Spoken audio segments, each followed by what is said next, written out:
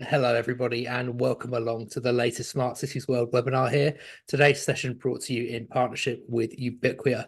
I'm Luke Antonio, Senior Editor at Smart Cities World, and for today's purposes, I'll be hosting and also moderating our audience Q&A later on. We have a great session planned for you today, focusing on how San Diego has been working to improve public safety through smart city technologies like public space cameras and ALPR in conjunction with smart lighting.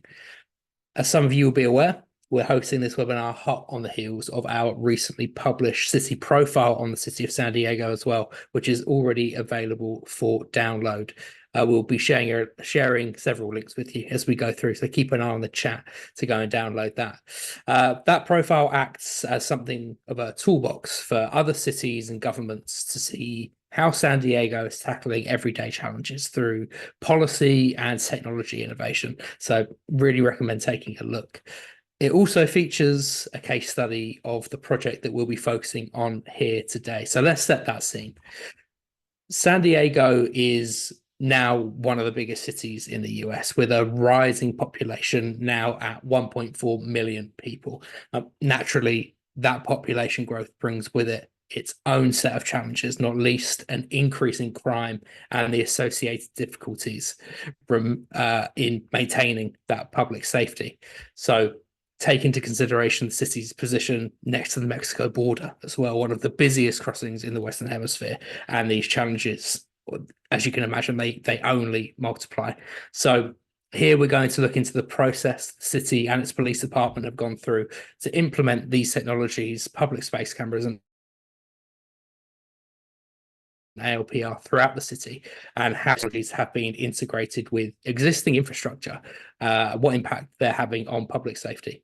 Now, to guide us through these steps and these processes are, two people who know this project really inside and out.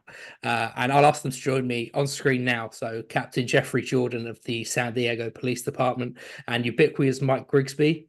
Welcome along to both of you. Before I hand over to you to kick things off properly, let's just get a quick introduction from each of you into who you are and probably most importantly, your connection to this project. So Captain Jordan, welcome along. I'll come to you first. Hi, Luke.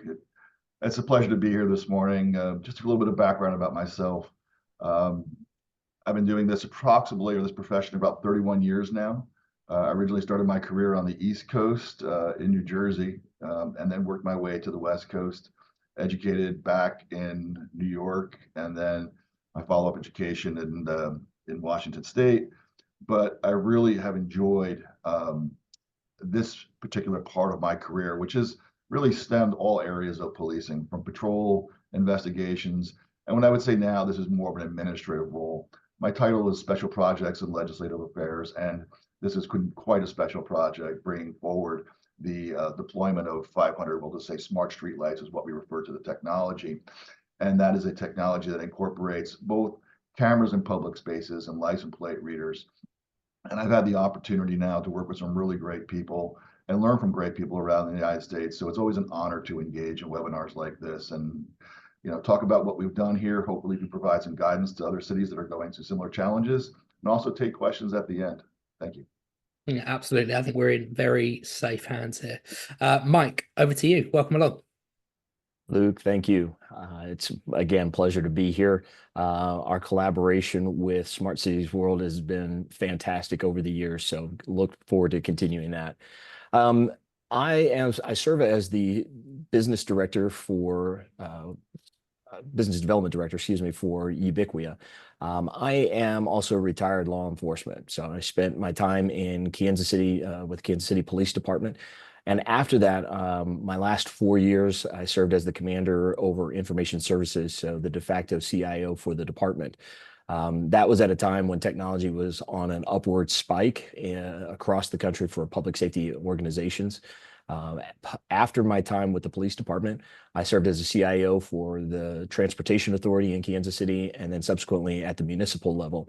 And then I was able to move to the private sector, where I was engaged in building smart city projects across the globe, working in multiple different countries at the city level, at the national level. And It has truly been my great fortune to work with policing and public safety agencies across the globe, not only on the tech specific, the kind of the ones and zeros of it, but also the strategy side. You know, we'll hear a little bit more in this project as we go through the webinar, but understanding the back end of it, kind of the collaboration, the kind of how the proverbial sausage is made, being able to work with the cities and the agencies along those lines has been, again, just a wonderful blessing for me, and I enjoy doing that work greatly. So looking forward to this conversation today. Fantastic. Well, thank you both so much for taking the time out to be part of this. We're almost ready to jump in. Just before we do, though, a reminder to those of you who are watching live that you can submit any questions for our speakers here in the Q&A box just at the bottom of your Zoom window. We'll be getting through as many as we can later. And we're always looking for you to be a part of these conversations and get what you need from our webinars or from our speakers while you have them. So this is your opportunity to really do that. So let's jump in. Captain Jordan, I'm going to hand over to you to begin taking us through. Very good. So let's talk about the original project. So beginning in about 2016, the city of San Diego, and I want to stress the difference between the San Diego Police Department is a part of the city of San Diego, but didn't start out as a policing project. This started out as a infrastructure project within the city of San Diego, using smart streetlight technology, really to enhance lighting public spaces by moving to LED lightings of a lot of our streetlights. The city of San Diego has roughly 60,000 streetlights, but a lot of our infrastructure needed to be upgraded and moved to LED lighting, which also has a kind of crime deterrent as far as better lighting in spaces. But in addition to that, it was really designed to provide cameras, and the cameras were, or the technology were, or sensors designed to be optical sensors, video cameras, audio sensors in terms of collecting sounds potentially tied into ShotSpotter technology, but also environmental sensors, which could tell you information about the climate, temperature, humidity, certain things. But at the height of this, the city of San Diego wanted to upgrade its infrastructure, but it was truly interested in data and data collection on how to build out its infrastructure, vehicle counts, making safer intersections, enhancing traffic and flow of traffic. So that is what the goal of the project was in its initial iteration and its deployment. So as this project, although started at the end of 2016, the deployment of the first set of cameras really took place in 2018. And almost immediately upon the deployment, there was concerns raised about privacy, data ownership, data sharing, the input or lack of input that came from the community and community engagement. And it led to such an uproar at some point in time because there were so many unanswered questions of taking this technology, which had so many good intentions, but without really engaging with the community or fully engaging and discussing all of its capabilities and answering these questions, it ultimately led to a suspension of the project in 2020, which was unfortunate, particularly for the police department, because as we'll get into later slides, this technology, although not necessarily discussed in its deployment, has a complete nexus to law enforcement and enhancing public safety. So one of the things that happened was we had always wanted to bring, particularly the police department, bring the technology back, but doing so in a different way, kind of reimagining and thinking differently about how you bring this technology forward. So we call it a smart streetlight refresh. That in what we eventually wanted to do was bring forward technology, but bring technology forward with oversight, with community input, with policies and procedures that clearly outlined our goals and our missions, what we hope to accomplish with it, and have those robust discussions within the community. So in the refresh, which really took place just recently as we moved through this, is almost suspended for over 2 years, 3 years. So at the end of 2023, we moved forward with a redeployment away from the original design of 500 smart streetlights that included video cameras in public spaces. But in the same technology, it also has license plate reader or license plate recognition technology. And in this deployment, we were very, very focused and communicated exactly what the police department wanted to do in the community. We did a ton of data analysis and identified the areas which we wanted to deploy these technologies, particularly with the goal of reducing gun violence. And we wanted to hold people, first of all, we wanted to deter crime wherever possible. So people knew that if they did crime in the areas that were vicinity of this technology, they would be detected and held accountable for their actions. And the biggest part of this is, one of the biggest parts of this is, from our standpoint, we have an understaffed or significantly understaffed police department here, one of the lowest staffed police departments in the nation. And in terms of that understaffed police department, technology, time and time again, has been used to augment our understaffed department.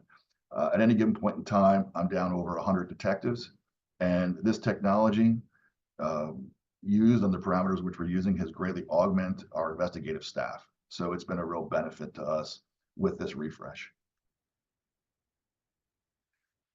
This case breakdown really talks about the initial cases that we did over 2 years, where we used the technology, how we did this in terms of the kinds of cases. Just to give an overview for the people on the call about, we were using this to investigate homicides and collisions.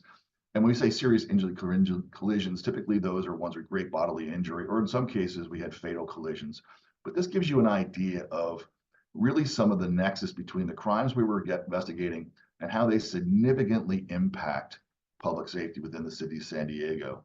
And I think everybody on this call can agree as you go through this, just how these types of crimes, particularly robbery, burglary, kidnapping, or some of the felony assaults, and in particular in San Diego, hate crimes. We like to say here that hate has no place in the city of San Diego, and we will hold people accountable who commit hate crimes in our city.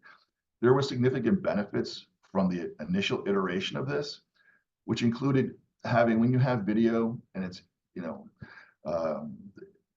just a strong evidentiary tool showing that we have the video, we have the evidence, and we have the support and the arguments to prosecute crimes. We found that we had, obviously closing more cases, but additional convictions, people pled bargain versus go into the costly trials. We saved times, we reduced gun violence. We were doing a ton of different things with this initial iteration, as far as our investigator costs and the benefits derived from this, that we knew that we wanted to bring it back with a technology refresh in 2023. Just so many substantial benefits. Although when you talk about the benefits, those benefits really have to be communicated to the community and engage in that robust discussion. So one of the things that we did, which was a little bit interesting this time, was, and I'm sure a lot of people on this call can attest to this, when they go forward to city council, anything in regards to technology and balancing public safety and technology versus privacy rights will often lead to people coming down to city council, a lot of fear mongering and engaging council saying, oh my goodness, this is going to really hamper our privacy rights and those kinds of things. And we don't support this. So one of the things that the city of San Diego did, and the San Diego Police Department in particular, was we engaged in surveying our community to get a feel for where there was support for this technology. And the results of the page that you see in front of you is we had great support from the community in terms of utilizing license plate readers in public spaces, as well as cameras. People felt very comfortable with it. In addition to that, they kind of told us where they didn't have comfort levels. And this survey, or this conversation, really helped us also shape our policies and procedures as to not just deploying the technology, but how we would use the technology. And in this particular place, we used a company called Zen City to survey our community. We find that that's a great tool to engage, take surveys, get a pulse of the community and what they feel, where they can engage, support. And all this information was brought forward to our city council as they reconsidered the deployment of this technology. And I think this is a critical piece. For those who are thinking about technology, for those who are trying to get an idea where their community is, you need to ask your community. Survey them, talk to them, beyond the community meetings, but also have an idea so you can express that with your elected officials about where that comfort level is, how you should use the technology, and making sure you're taking that input into consideration before you deploy or before you even acquire the technology.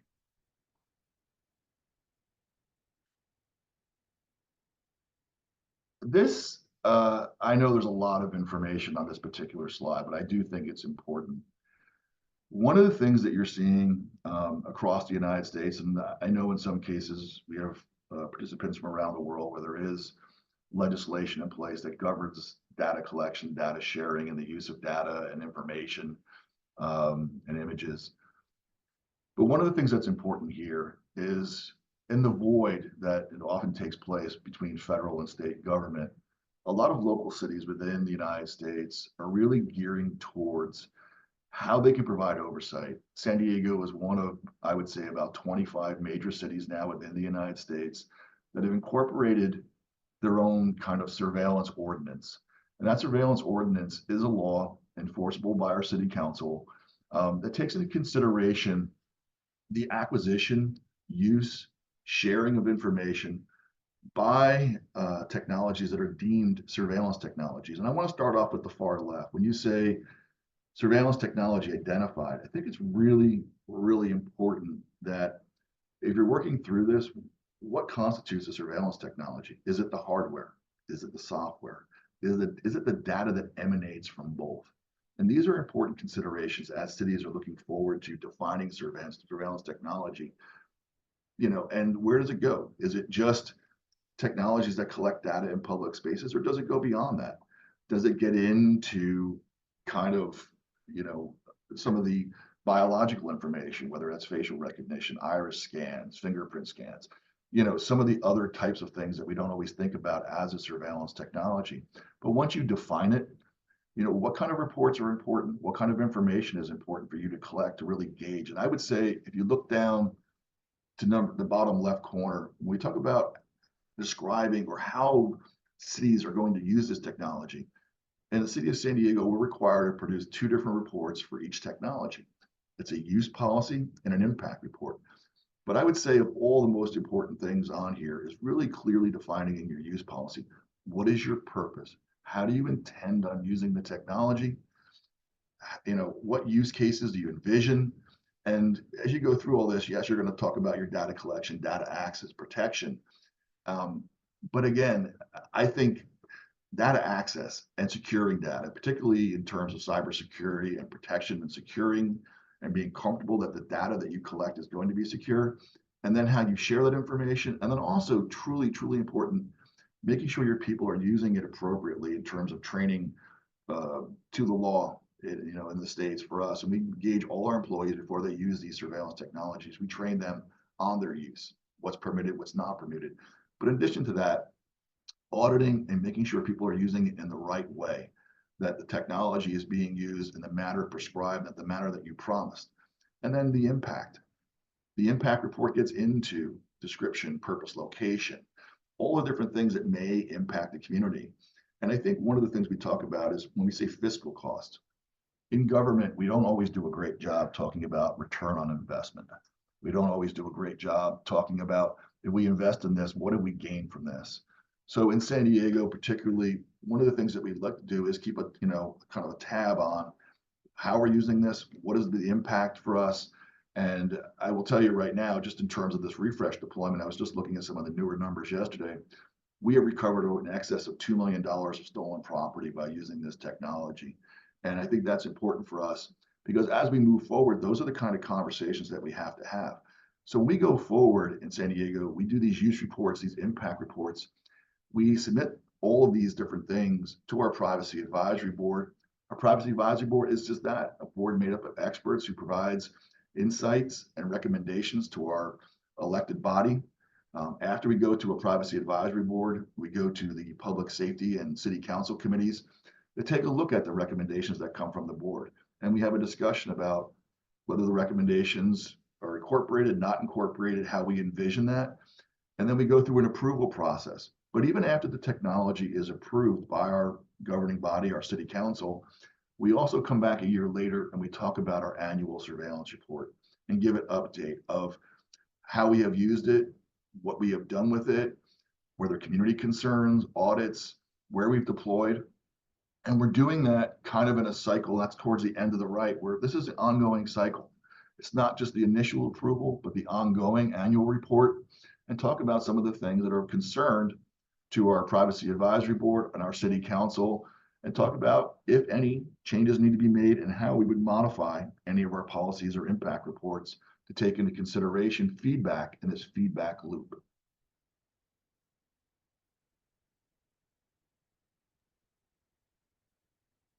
So Kevin, Jordan, I think it's important for the audience to understand that, as you just, articulated the policy side, obviously there's a tech component to this. And I want to make sure that people hear that this is two sides of the same coin, right? There is equal amount of effort, and maybe even more so on the policy and the regulatory side as there is on the technology, and making sure the quote ones and zeros are effective in them. And so having been through this myself with my own agency, and then also walking through this with multiple agencies across the country, understanding the amount of effort that the city of San Diego put into this on that policy is just, it's crucial.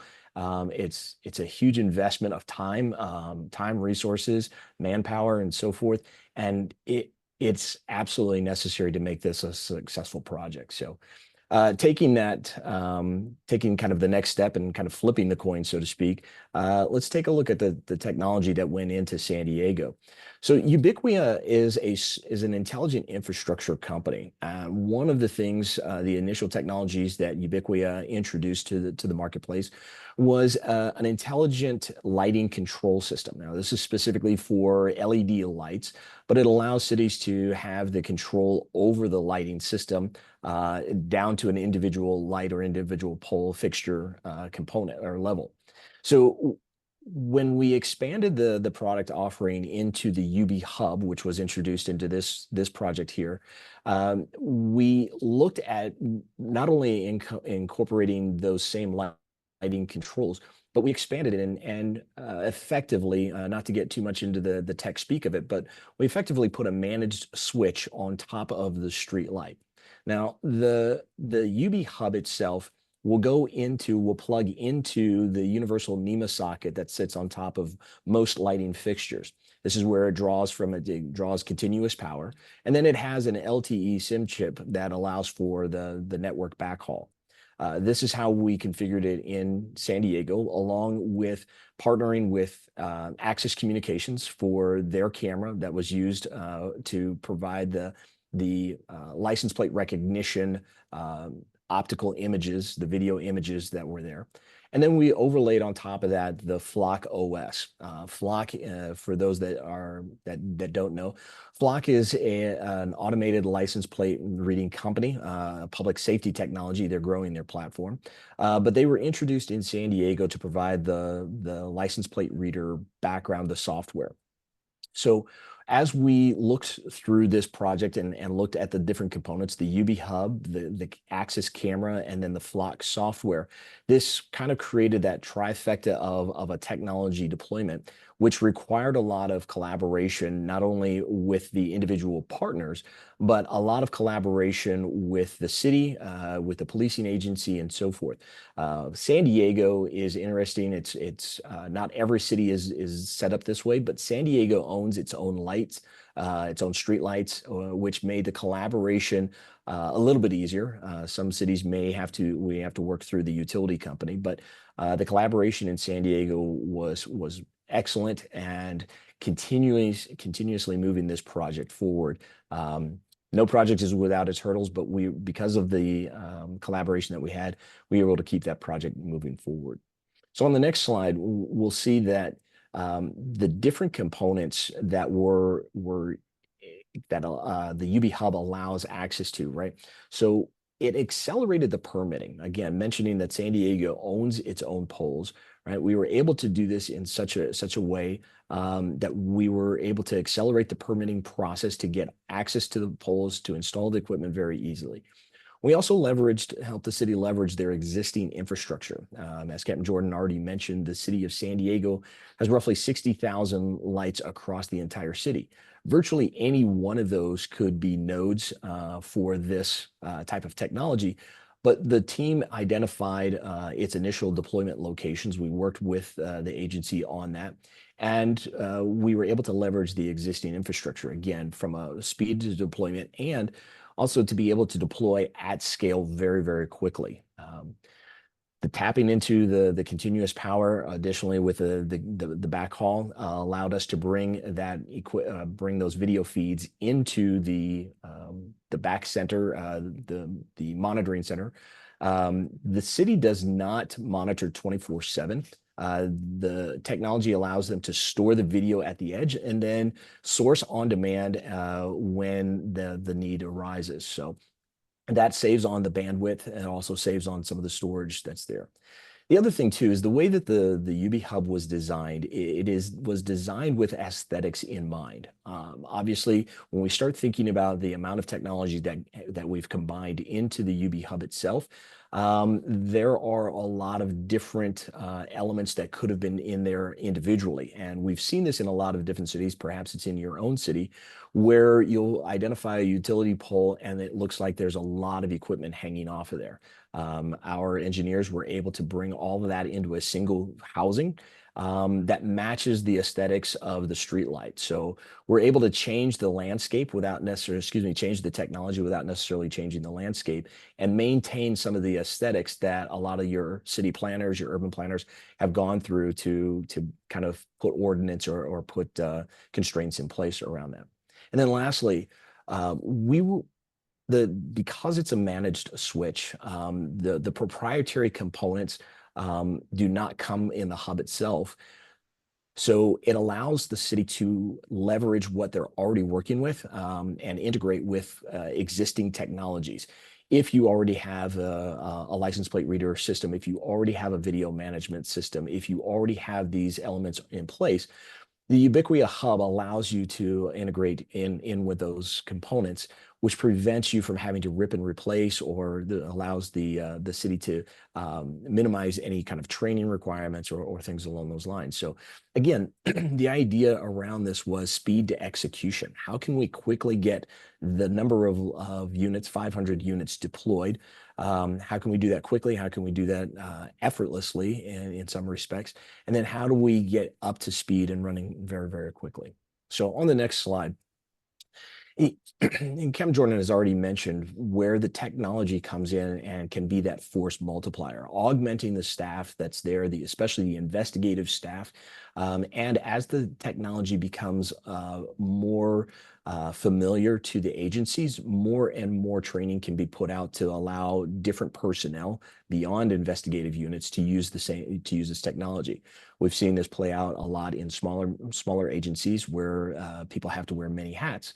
But in the instance in San Diego, the ability to access the evidence, to go back in and have those time date stamps around that technology, to have the Flock OS as a unifying kind of collector of that information from the video and from the license plate reads is very, very beneficial for the organization. Again, minimizes training time, minimizes the outlay, the initial investment to that, and then being able to I think on one of the previous slides, it showed 400 different cases, 400 different investigations that were specifically used around this, where this type of technology helped. Kind of gives you a sense of the scope of being able to be that force multiplier and being able to help out in those types of investigations. So license plate reader technology has been around for a long time, and the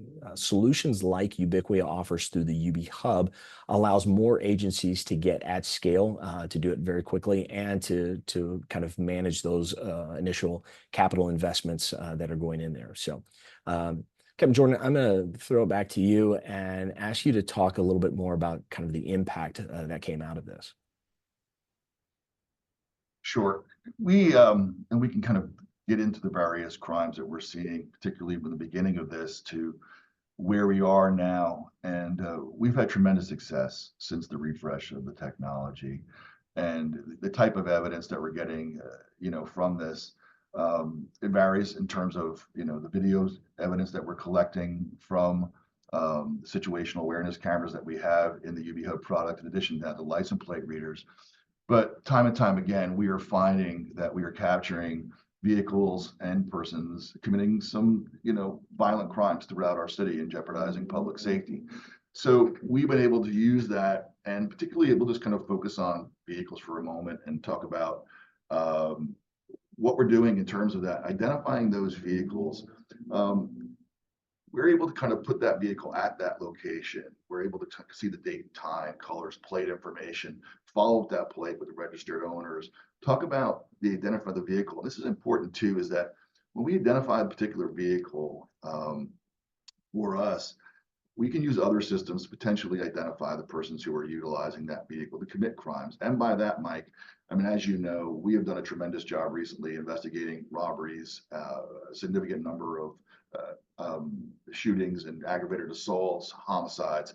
And, utilizing this technology in so a different way is we're collecting that evidence, those license plates, and we're talking about also putting them in that data, that NCIC or that hot list information.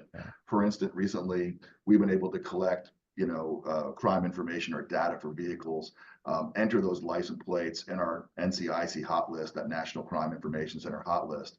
And just recently, by putting those vehicles in the hot list, they may have committed crimes in the city of San Diego. But ultimately, these homicide suspects were captured as far away as Orange County and Los Angeles and brought back to be held accountable for their crimes. So that capturing of that information, but also sharing of information using the NCI hot list and getting that out there to other areas, because crime doesn't just stop at the San Diego jurisdiction, right? People who are committing those crimes, they're not just staying here in San Diego, right? They're moving on, and oftentimes they're leaving a wake of crime in the surrounding areas. And by capturing that information, using those vehicle information, providing that to other law enforcement agencies throughout Southern California and the area, it's leading to us to make significant arrests. And we know that there's a relatively small number of people who commit a high level of crime, right? I mean, our profession, that's just, what we know.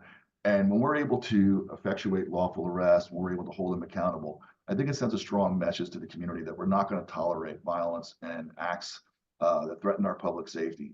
So I think it has, a really strong message. And I think the support from the community has been overwhelming, particularly when we talk about how we're using it. And we are talking about how we're using it. We are talking about that with our media and our social media contacts, and people are getting an idea. And I think when we engage and we are good stewards of this technology and we're using it, I think that enhances that trust and makes a stronger bond with the community. So there's a growing trend, I think, which how we're having the impact, it's not just in the crimes that we're solving, it's also sending that messaging out to the community so we can engage in that continued trust in the product. Yeah. I know we're going to talk about the impact a little bit more, and I'm going to shift here to the governance in just a second. But the last thing that I'll say around the technology is, as we entered into this project, it was not, and you said this at the very beginning, it wasn't just a policing project. There was Public Works was involved in this, the streeting agency was involved in this. And the UB Hub allows the city to look at this from a what I will call a smart city enablement. There's a lot of things that we're able to do at leveraging that existing infrastructure. And you talk about the impact there. The reduction of clearance rates is huge in being able to have that kind of impact. And so, Captain Jordan, talk a little bit more about the governance that you had in this project. So we can go to the next slide. We can talk about the governance. It's, one of the biggest concerns for us, at least in the initial iteration of this, is data. Who owns the data? Where's the data shared with? And we wanted to be very clear, because I don't think we necessarily did a good job in the initial outlay of this project. One of the things that we learned was the city has to have absolutely control over its data. And when we talk about that control, documenting that, putting that in the contracts, making sure that absent a search warrant, a subpoena, some kind of court order, nobody is sharing that data with the exception of its intended uses to investigate crimes, right? And we want to make sure that we had contracts reviewed by our city attorney's office, available for public scrutiny that really laid out that we own the data is not shared.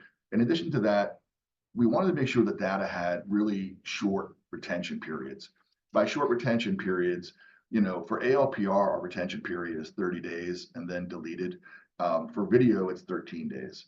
And there's various reasons why we came up on that. But I think what communities are concerned about, and what we've heard time and time again, was the longer you retain data, the more concerns that you get from the community. And I also think in terms of when you look at some of the legal cases that are out there, the longer you retain data, the longer you retain images, the more concerns and possible scrutiny that you're going to get from the courts, particularly here in the United States. It's an evolving landscape in terms of data retention, data sharing. And, there was a time when I first started this profession, Mike, like you, is that if we arrested somebody and, they had a cell phone in their possession, that you could go through their cell phone without a search warrant. That's no longer allowed. Cell site location information and some of those things, getting that information without a search warrant. Right now, we don't need a search warrant to collect this data in public spaces, but we're constantly making sure that we're doing everything as the court prescribes. And we're constantly monitoring changes in federal and state law and potential Supreme Court decisions that will shape how we use this. But we're trying to be very, very good stewards of this, be open and transparent about we own the data, we're not sharing the data outside its use policies, and we're doing so in a manner that really hyper focuses on crime and public safety. And we talk about even bias. This is a question that comes up time and time again. A lot of people will say that once human hands touch any piece of technology, bias is introduced. I like to believe that at least here in San Diego, we try to take those comments into consideration and then look at, recognizing that, biases and, whether implicit or explicit is a part of human nature, potentially, that using data and data related decisions on deployment of this. So in our deployment of these technologies, we want to make sure that we were hyper focused on the crime data that led to the deployment of these technologies, where they were, the purpose. Again, primary focus was data-driven decisions, looking at where violence was occurring and how we could impact them. And then obviously we can go through and a lot of the data, we talk about security, and there was a lot of oversight going through the city's IT department, questions from the PAB about data security, the Privacy Advisory Board. But in our process internally, it's not just a matter of going through with our legal department, taking a look at contracts and going through our purchasing and contracts department. We have an IT department that we call it STAC, which is Strategic Technology Alliance Committee, that gets into understanding cybersecurity issues all the way through the process. And then we had the Privacy Advisory Board, who also had questions about data security. All these questions back and forth and information. And if anybody wants to go to it, I'll give a shout out for our webpage, Mike. San Diego PD Data and Transparency. In this particular project, all of our surveillance technologies are listed on our website, including, I believe we handled with the department almost 120 questions back and forth, asking questions on every possible issue that can be imagined. And going through that on our website, trying to address all of the concerns that have come. And I've noticed some of the chat that are similar to the questions that we answered via that website as we engage in this project. And I would refer people there if people want to take a look at our website and the Q&A that went beyond this project about data security. But talking about and ensuring that the highest level of security possible, we incorporated by Ubicquia, answering those questions that came from the community, the Privacy Advisory Board, and our city council. But also, after you answer all those questions, so you can get into that, what we find is we have to dispel some of the mythology or myths that are out there associated with these technologies. Is that we're not just using these technologies, as I say, willy-nilly. They're for a purpose. We are looking to investigate specific types of crimes. We're not targeting anybody. We're not using it in a biased manner, an oppressive manner. We're looking at very driven, how do we impact public safety? How do we positively impact and make a difference where people can, have thriving communities that we all want to be a part of, how we achieve that. And we're using it in a very specific manner. We're not engaging in concerns that address like predictive policing, not facial recognition. We're not identifying PII that has many different, public identifiable information. We just call it PII, but we're not engaging in PII collection in terms of that, which, for instance, the video in public spaces is not giving us any information about the driver's license or where somebody lives or anything else in terms of that matter. Or in terms of LPR, who owns the car, right? It's just that car was at that place and time, giving us a lead to investigate. And that's what's really important is they're providing leads to our investigators. And as I mentioned earlier on, we were down about 100 different detectives, giving them that lead and that information to help them start with some of their investigations. It's not used for everyday traffic enforcement to issue citations, although some parts of the community have asked us to engage in traffic enforcement. We didn't do that. Where it does engage in traffic enforcement is if there is a serious bodily injury that was captured by the video that results in a serious, injury and or death, a fatality. Because obviously in many cases, those turned out to be felony investigations. And it's not connected to other databases, Carfax, DMV, where you're engaging in, the collection of PII or personal identifying information. All of these are important about how you structure the technology, how you incorporate these types of considerations into your use policies and impact reports, as we discussed, are part of the entire surveillance ordinance here in the San Diego that governs our technology acquisition, use, and sharing of information policies.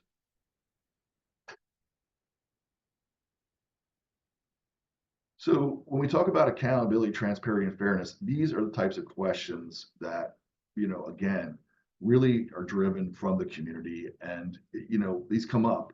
And it's not just in regards to technology, right? It's all matters of policies and procedures and policing. Are we accountable to the people that we serve? Are we being transparent in what we do? And are we exercising and being fair? These are the tenets of policing, or they should be the tenets of policing across the United States and the world, that we're accountable, we're transparent, that we're fair.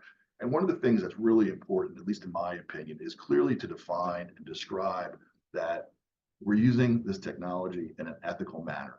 We are not engaging in discriminatory practices.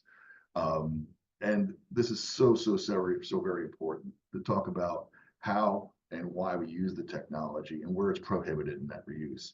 And to know that we would hold anybody accountable for any kind of violation of this. If our auditing process identified somebody in violation of this ethical use policy, they would be held accountable up to include termination for this. In terms of capabilities, defining, right, what our capabilities are with the technology. And there was concerns initially when we brought forward that we had to answer questions about whether or not we were going to engage in gunshot detection or audio things. And to be clear, the Ubicquia technology has certain features that we did not incorporate here, given some of the feedback that we had from the community and given some of the community and the elected officials. So we were very clear in the selected capabilities from the technology that we deployed and how we were using it. And, in terms of how we're using it here, we're very reactive, not proactive. We're not, as we saying, sitting officers down, watching these cameras and license plate readers 24 hours a day. Reactive in nature after we get a hit on an LPR, or maybe after a violent crime or a shooting has occurred, we go back, look at the video, and give us a leg up with our investigators and give them those leads on who might be involved. But it's also very important about who has access to the programs and who are administrators in this program, all the way through how people are using it and what components, right, are people using it, and identifying that. And this time and time again, these questions come up and they're driven by police leadership from the chief of police right on down. We have these discussions about access of information, sharing of information, or even he can put, say, information in a license plate reader in a hot list, and making sure when we do that, because we also want to make sure if it goes in, that information is also taken out in a timely manner. But these are all kinds of questions that come up, and we're constantly learning as an organization and learning from others, but we're also making sure that we're doing things for the right reason and that we're having input on that from the highest level of our organization right on through, and sharing that with our elected body. So this is a really interesting slide. A lot of people come up, talk about, well, is there any way to protect, or can you talk about how you protect private property? So the Ubicquia product for us, one of the reasons why we liked it is about masking. And I think if you look at that top slide in that picture there, that is a school that was clearly designed to be behind fencing and trees to give people or an expectation of people who are in that property, an expectation of privacy. So we go through and we are constantly looking at a department, but before we make any one of our cameras live, before we bring anything online, we're looking at areas where people have a reasonable expectation of privacy, and we're using a technology called masking. And you can see the before and after shot. On top, you see that before masking, which was a school behind trees, but then after masking, where we are looking for areas of video and license plate reader collection of public rights of way. Like this is a city street, the city sidewalk, where there's no expectation of privacy, where we are legally allowed to collect information from. But we get into questions about what about areas where there was an intent to provide privacy, or not just in businesses, but in homes, right? Those areas are masked out, and that masking prohibits or not just inhibits, but it completely prevents any video. So even if those masking was removed, we're not able to collect any video from under there. We can't recover that even if we wanted to. That is completely shut down from the system, where people who have a reasonable expectation of privacy, should the camera placement begin to encroach on that reasonable expectation of privacy, we mask it out and we don't incorporate that, and we can never actually recover that. Again, the video cameras, we actually moved the date of retention down from 15 days to 13 days. We found that obviously the more storage that's on the edge, and by lowering the number of days, we actually get better video quality. So we actually moved it. It's 15 days here. It's actually 13 days now. We moved it down. But again, we're looking at this. We're constantly taking into consideration, the law, where people have an expectation or a reasonable expectation of privacy, building it into the technology, and we review that at a supervisory level before any camera ever goes active. And we're constantly auditing these cameras to make sure that we're meeting that goal each and every time. And again, we're not tying in any facial recognition. The city of San Diego does not use facial recognition in any part of its technologies. And that's a big deal, because we've heard loud and clearly right now the concerns from the community about the use of facial recognition technology, which is prohibited pursuant to our surveillance ordinance, not used within the department. So again, monitoring, getting back to this. We are not a proactive, there's probably some agencies across the United States and the world that maybe have the ability to put people in places where they're watching video 24/7. We don't do that. We don't actively monitor. We are reactive in nature. We decide to view data or look for data or license plate readers based on the severity of the reported crimes, the immediacy of threats to public safety, and the information needed to position resources to respond to some of those crimes. That's how we use it. It's spelled out in our use policies. But again, in addition to that, we have video and ALPR transparency portals, particularly Flock does a nice job with that, where people can go on our transparency portal. They can see the number of uses, the number of hits, and we keep that up. It actually gets into our policies and procedures on our use, but also really clearly defines, and I think it's really important. If you were to go to our, say, transparency portal, you would see the city of San Diego does not share its license plate reader outside the city of San Diego information. We're not sharing that or giving access to that information outside the department. So interestingly enough, we have bills here in California in terms of you can't share LPR data outside the state, particularly to federal agencies. But when you also look at, say, SB 54, and that's the Values Act here in California, we're also not able to share information with federal agencies typically involved in immigration procedures or immigration enforcement. As a border city, that's very, very important, particularly to our elected officials and also to our state legislators. That's how the Values Act came into place with SB 54. And we're very clear, even on our transparency portal, that we don't share information. Now, a lot of other agencies who maybe use a Flock product, or our Flock product is tied into Ubicquia. We want to be very clear about that, about how we're sharing or not sharing or giving access to our technologies. And that differs significantly with other cities that are similarly situated here in Southern California. But that was really one of the areas that came up as we moved this to our surveillance ordinance process. How would the police department use the technology, and where would you share it? And how would you stay in compliance with, say, laws like SB 34, which is Senate Bill 34, SB 54, Senate Bill 54. So these are all important considerations, and this kind of gives you a perspective is, as you move these products forward, you're not just worried about, your internal policies and procedures. You're looking at city policies and procedures and ordinance. You're looking at state policies and procedures, potentially also where the Supreme Court has weighed in on certain uses of technology. And you're trying to take all that into consideration and build out policies and procedures and really that governs the use of this technology within your respective city.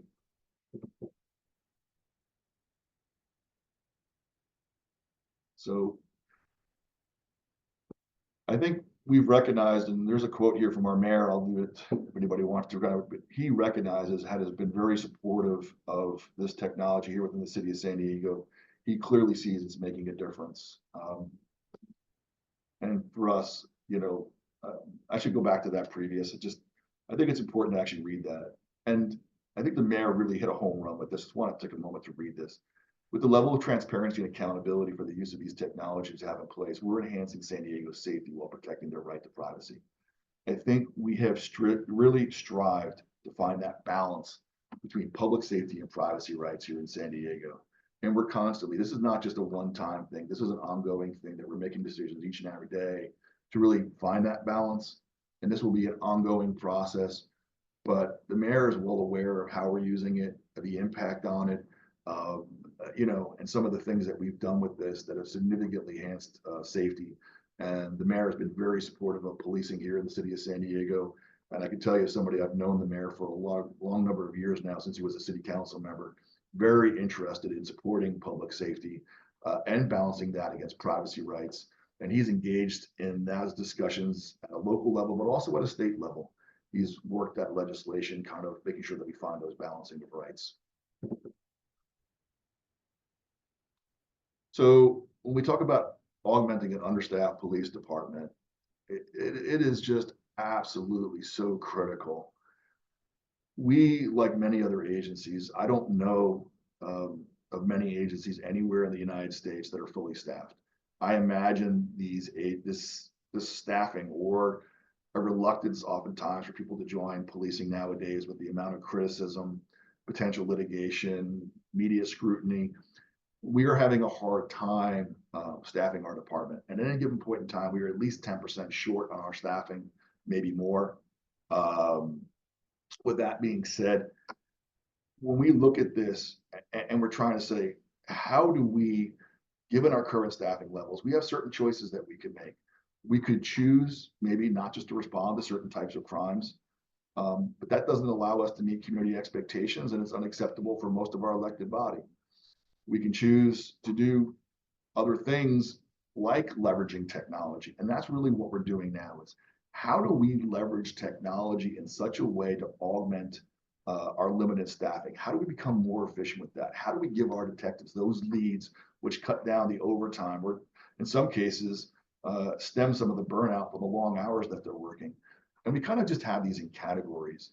But I would harken back to our initial slide to talk about the wide-ranging use of these. It's not just homicide and robberies, although homicides and robberies are what's going to get the most media play, right? Because there are significant crimes within our respective communities.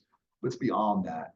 Our burglaries and some of the other aggravated assaults, the gun violence, or certain things that happen. Particularly San Diego, very sensitive with public scrutiny and how we handle these things. They have a tremendous impact on our communities and whether people feel safe, where they can enjoy a park, walk through our city streets, enjoy the local business. Impacting and using this technology in this way to enhance public safety and the perception of safety is so critical. Homicide and robberies are one way, but burglaries, aggravated assaults, particularly one thing that's not on here is unfortunately, worldwide, there's a growing incidence of hate crimes, anti-Semitism, and a bunch of other things that are going on. San Diego is not immune to that, but we are using those technologies to, I think, hold people accountable for their actions, send a message to our communities that when we hold people accountable, they will be prosecuted. I mean, obviously the goal will be to deter the crime from happening in the first place, but when they are committed, people are going to be held accountable. Collisions, people don't always talk about really the impact of collisions. Years ago, in our first iteration of smart street lights, we had a collision involving a man and his wife. They were married for over 50 years, and his wife was killed in that accident. And initially it was thought that maybe the man had run a red light. Turns out the other vehicle had ran the red light and unfortunately killed his wife, and that person was under the influence. But one of the things that we were able to do is show, and on video, that this man was not responsible for his own wife's death of 50 years, which I don't know how you put a value on that. When I talk about return on investment, I try to focus on that. It's like, a lot of this comes down to numbers, right? That money that comes down to, we invest in this and what's the impact. I don't know in that moment being able to tell somebody they weren't responsible for their wife's death and that collision is not their fault. There's no price tag you can put on that for that man going into his, remaining years, knowing that he was not responsible for that moment. Stolen vehicles are important because they often have a nexus to so many other crimes: guns, narcotics. Many people who are in stolen vehicles are fleeing from other crimes. And we have done, just in the last 6 months or 8 months since deployment, I want to say in excess of 130 cars recovered. Oftentimes we find people who are wanted for parole violations, probation violations. They're wanted for other crimes. They're in possession of firearms, narcotics, or even stolen property from burglaries. And then lastly, we had an incident recently with Citizen Aid where we knew the person that we had with Alzheimer's, dementia, was lost driving his car, able to put that license plate in the system and bring that person home to their family.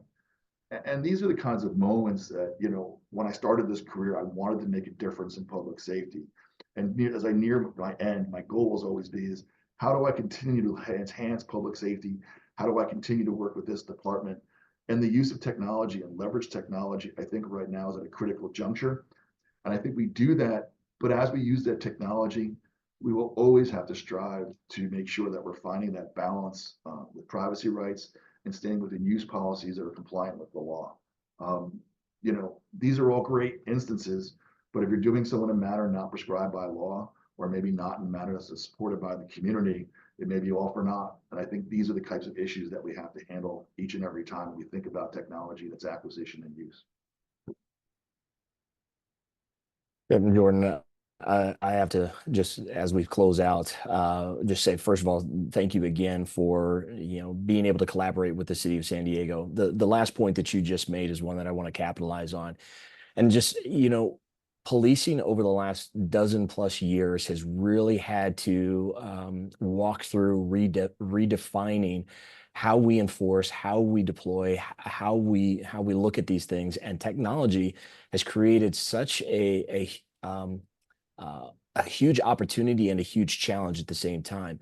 And cities like San Diego, as you are like walking that line and learning and growing and evolving, I think it's a reminder that there's no place called done on this, right? There's no place where we can just say it's smooth sailing and we've kind of set it and forget it. We have to continuously evolve and reiterate how the technology is going to be out there, how it's going to be used, and to do it, as Mayor Gloria said, to do it holding people accountable for their actions and also holding ourselves accountable for how we're utilizing the technology. It's going to continue to grow and ramp. Technologies are available today that we probably shouldn't even be using, certainly not at this moment in this space.